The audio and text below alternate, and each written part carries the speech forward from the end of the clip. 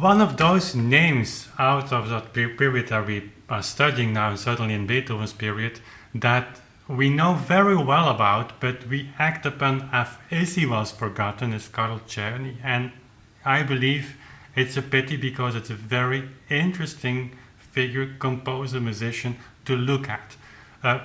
He was born in 1791 and he died in 1857. He had a very productive life. We tend to forget that he composed over 1,000 works, opus numbers, and some of them we have been playing here on the channel, some preludes and fugues from his Gradus ad Parnassum, I believe opus 800, which contains several dozens of pieces. So he composed immensely a lot, and he did write a lot. And besides that, he taught a lot. And if that was not enough, he happened also to be the student of Beethoven, of course. And not just a student of Beethoven, maybe one of the most famous students of Beethoven. He started having lessons with the master in 1801. They certainly lasted for 3 years, and after that they had regular contact. They were very acquainted with each other, and Czerny was in fact the keyboard player who performed some of his most important premieres. So there is a connection between Beethoven and Czerny that alone would make us reflect more on this composer.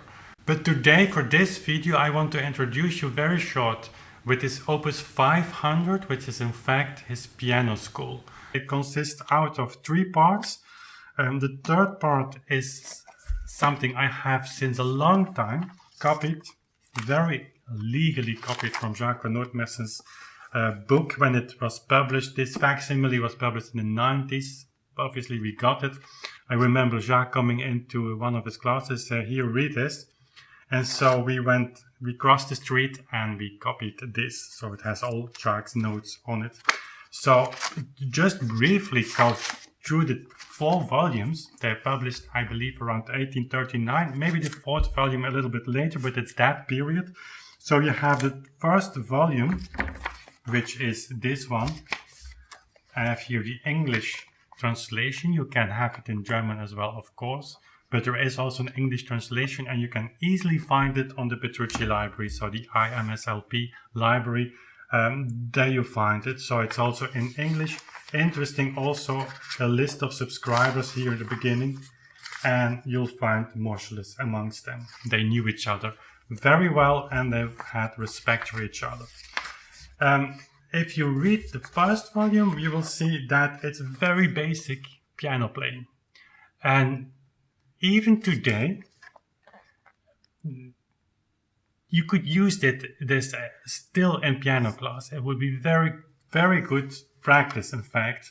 A little bit old-fashioned maybe, as we would feel it today, but not saying that it's bad.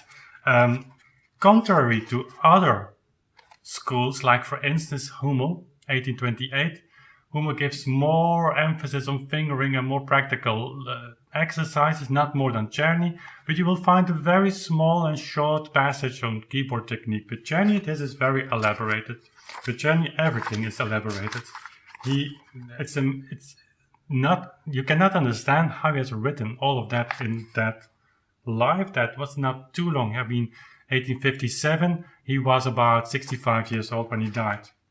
So the first volume is really the practical thing of learning to understand the notes, the note value, rests, basic technique of hand position, body position. It's all here and worthwhile reading.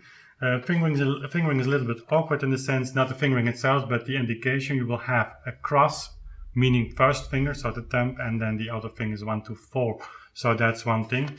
But going through this is really worth your time, still today. And remember, if you read this, it's like Czerny is talking to you. I've been saying that a lot, but I read these things like that. Czerny comes into my house and he starts teaching me basic principles of keyboard technique. He would say it like this. Probably, why would he have written it all otherwise?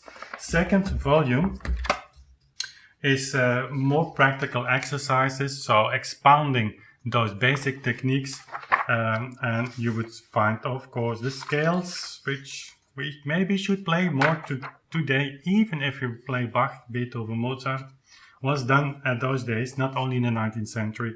So all kinds of exceptions, also in fingerings, you find it here, with an explanation as well of the technique behind it. So it's very practical. It's in fact an important writing. Then you have the third volume, again, very extensively. There's this one. This is a fourth again. The third volume is about on the Vortrag. I have it in German because there's an English translation also available. So here you find all kinds of practical examples, things like accelerando. What does tempo rubato means? Making crescendo. When do you make crescendo? When the line is going up. When the line is going down, you make decrescendo. Things like that, very practical and extensive. You can see it. Of course, the use of the pedal. And so on and so on, even ending with the art, I think, of improvising before starting to play a piece. That was a practice that people apparently did, just improvise a few bars in the key that you were going to play, and if you were playing another piece next in another key, that you would improvise a kind of modulation to that piece so that people's ears would not be too shocked. You find it all here. About its Zeitmaß, tempo, it's all in there. So then you have, and it's actually already a part of his fourth volume, and I'm sorry it's so extensive, but it is like that. I think this is published a little bit later, but there you have 4 chapters, out of which the second one is the most famous one today. That's the Über den richtigen Vortrag der sämtlichen Beethovenschen Werke für das Piano allein. So about the performance of Beethoven works. That's must read for all of us, because there you have the summary of the character, mostly that indicated by Czerny. First chapter is the same, but on composition from Thalberg, Döhler, Henselt, his students. He was not only a famous student from Beethoven, but as a teacher he also, of course, he taught Liszt. We should not forget that. But Thalberg was a student from him. Döhler, Henselt. His teaching method must have been very good, because he created a new generation of pianists. And he talks about Chopin, Liszt, and others. And then you have the third chapter on the Beethoven works with piano and accompaniment. Fourth chapter is interesting. On the performance of the fugues by Bach, Handel, and other classic writers, composers. And then he starts with Inhaltsverzeichnis, so a kind of list of Mozart works and things like that. So really important books. I would recommend, certainly, if you have little time, just have a look at it, download it on your hard drive.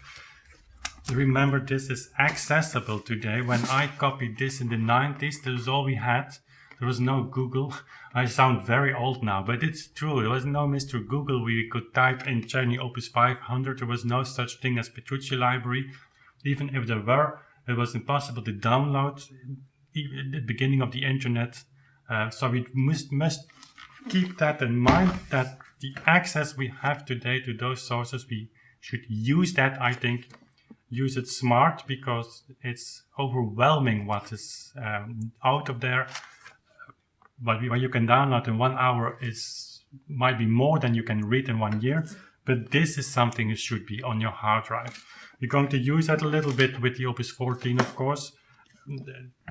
But remember, if you read this with Beethoven in your mind, this is 1839, it's later, and people were not standing still.